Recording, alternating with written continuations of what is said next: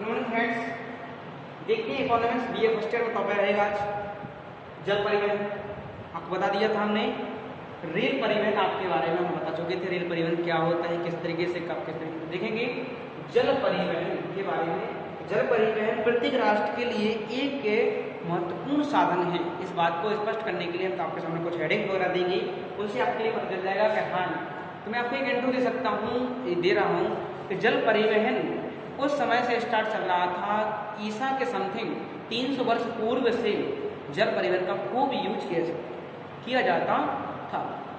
जैसे आपने देखा होगा, कभी कभी पुरानी हिस्ट्रियों में, कहानियों में देखा होगा, बड़े बड़े जहाज जो होते हैं वो परदेश चलाए जाते हैं, लोग समुद्री जहाज़ों का यूज किया करते थे। उस समय सड़क बहुत ही कम थी, रेल मार्ग की तो कल्पना नहीं कर सकती थी और वायु मार्ग की तो सोचा भी नहीं थी। इन सब चीज़ों को बिल्कुल दूर दूर रखते थे। जब उस समय क्या जल मार्ग का हम क्या करते थे, यूज किया करते थे, काज करते थे। तो जल मार्ग जब हमने मेगास्थनीज ने अपनी जो पुस्तक लिखी इंडिका, और उस पुस्तक में उसने बताया कि हाँ, जल मार्ग में उसने लिखा था कि 58 नदियाँ ऐसी हैं जो अभी जल मार्ग का अच्छी तरीके से यूज में ला सकता है।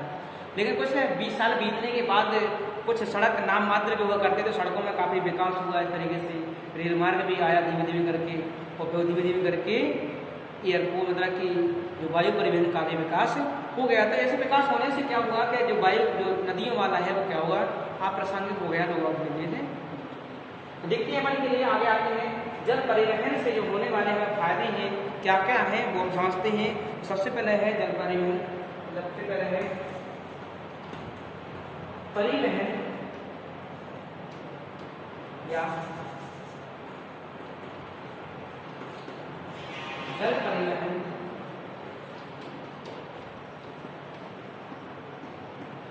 सबसे सस्ता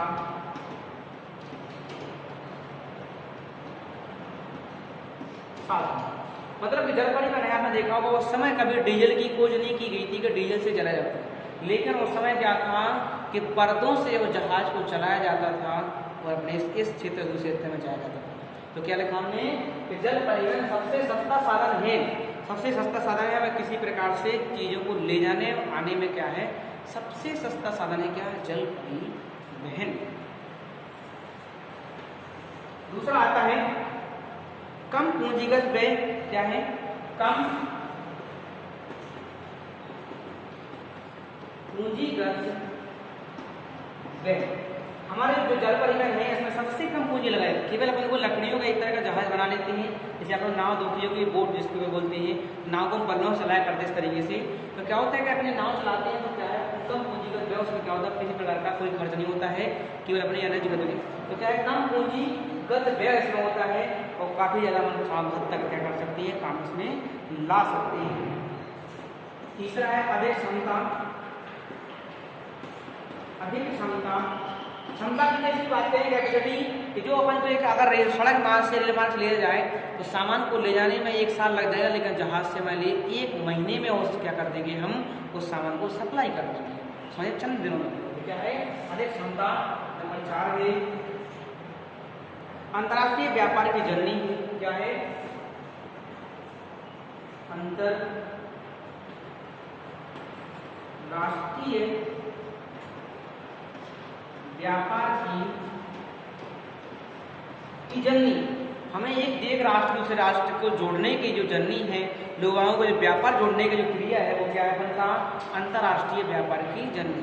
अंतर्राष्ट्रीय व्यापार हमें समुद्री जल मार्ग से ही हमें प्राप्त हुआ, अन्यथा नहीं हो पाता। ठीक है, आगे आते हैं राष्ट्रीय सुरक्षा है, नंबर 5 है राष्ट्रीय सुरक्षा।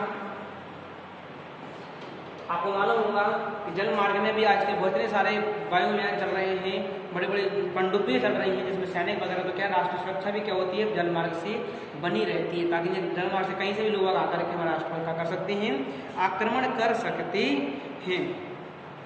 क्या है, तटीय व्यापार। तटीय व्यापार की दृष्टि से महत्वपूर्ण। कहने का तात्पर्य है कि जो अपने भारत देश की तटीय सीमा है, यहाँ यहाँ पानी भरा हुआ है, तटीय सीमा है, यह यहाँ तटीय सीमा क्या है, ये व्यापार की दृष्टि से काफी महत्वपूर्ण है। हमें यहाँ पर कोई भी व्यापार कर सकते हैं। जहाज यहाँ से आता है, यहाँ रुक जाता है, यहाँ रुक जाता है, यहाँ रुक जाता है। इस तरीके से किनारे जाने में क्या होती है, जहाज रुक जाते हैं तो हम अपने माल को सप्लाई कर लेते हैं। तो क्या हुआ, हमने क्या बताया आपके लिए कि क्या लिखा है, तटीय व्यापार की दृष्टि से काफी महत्वपूर्ण है। और आर्थिक विकास नंबर 7 है।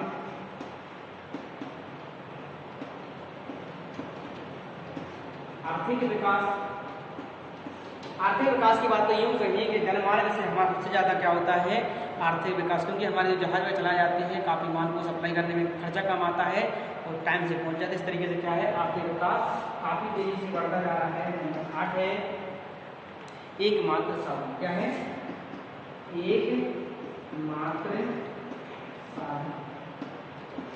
एकमात्र साधन। समझ रहे आप लोगों के लिए। तो क्या एक था जल परिवहन का इंट्रो, आपको समझ में आएगा। इस तरीके से आपको एग्जाम में इस तरीके से आपको लिख कर बताना है कि हाँ क्या क्या है जल परिवहन से, क्या क्या हमें लाभ होते हैं। आई होप मैं आशा करता हूँ आपको समझ आ गया। और इतना ही, थैंक यू।